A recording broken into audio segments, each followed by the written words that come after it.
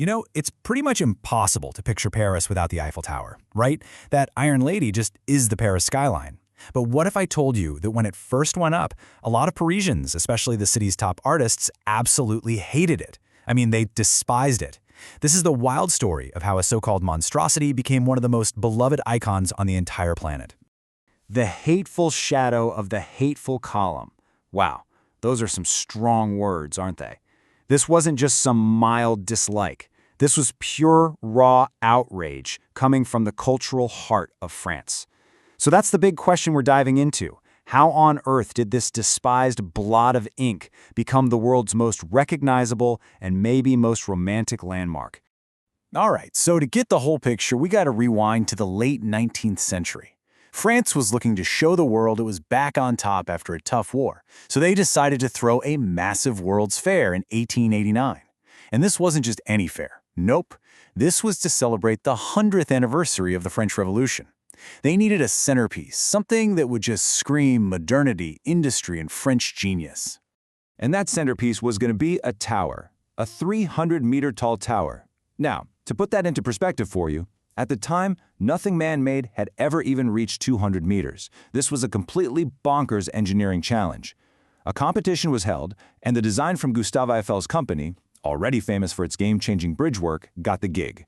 Actually, the rules of the competition were kind of written in a way that pretty much guaranteed his design would win. But what's really cool is how the design came to be. See, the basic idea wasn't even Eiffel's originally. It came from two of his top engineers, Maurice Koechlin and Émile Nouguier. They came up with this brilliant pylon design. It was all about math, an elegant way to deal with wind forces. At first, Eiffel wasn't totally sold. But then, the company's architect, a guy named Steven Salvestre, added those beautiful decorative arches at the bottom, and a few other touches. And that's what got Eiffel fully on board. It turned a cold engineering project into a real piece of architecture. So, the moment construction kicked off, so did the backlash, and it was fierce. This wasn't just a technical challenge anymore. It turned into an all-out artistic war for the very soul of Paris. The city's cultural elites were absolutely horrified. A group of 300 of the biggest names in French art and literature, one for every single meter of the tower's plant height, published this scathing petition. They called the tower useless and monstrous. They were terrified that this gigantic black smokestack would just dwarf and crush the beauty of Notre Dame, the Louvre, everything they held dear. They thought it would turn their beautiful city into some kind of ugly industrial factory. And this really shows you the heart of the conflict, the clash of two completely different worlds. On one side, you have Gustave Eiffel, the engineer. He was passionate, defending his tower, comparing it to the Great Pyramids of Egypt.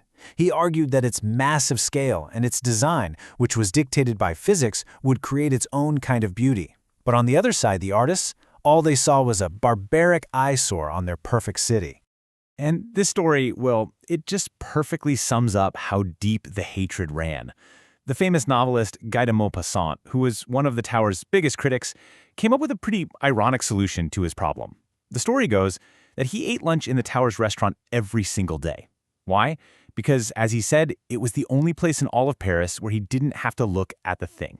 So, while all the artists were protesting, an army of workers was busy making the impossible happen.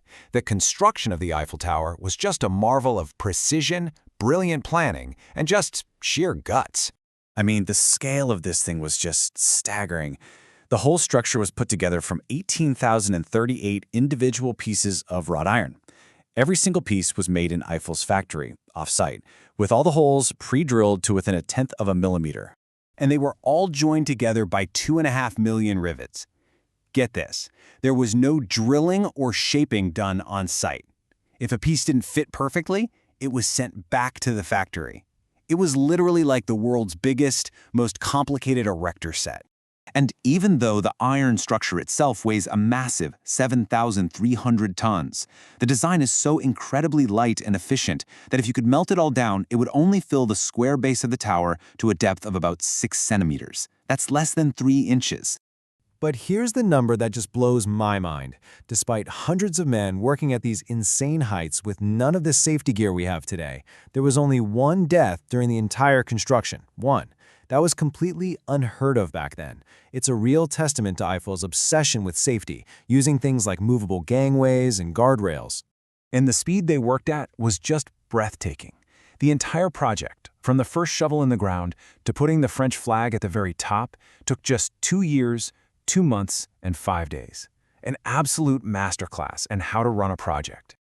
The way they built it was just pure genius. To make sure those 4 giant legs would meet up perfectly at the first level, they used hydraulic jacks in the foundation of each one to make tiny, precise adjustments.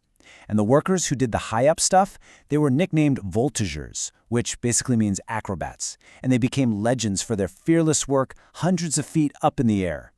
So, the tower was finished on March 31st, 1889. The artists had had their say, the engineers had done their incredible work, and now, with the World's Fair about to open, it was the public's turn to vote with their feet. And oh boy, did they vote. Nearly 2 million people paid to go up the tower during the fair alone. It was a smash hit, an instant, overwhelming, and very profitable success. The public absolutely loved it. Suddenly, all that controversy just started to fade away. But here's the final plot twist in this whole story. The tower that would become the timeless symbol of Paris was never supposed to be permanent. Eiffel's contract was only for 20 years. In 1909, it was scheduled to be torn down for scrap. So what saved it? Utility. It's as simple as that. Right as its 20-year permit was about to run out, the tower proved it was way too useful to tear down.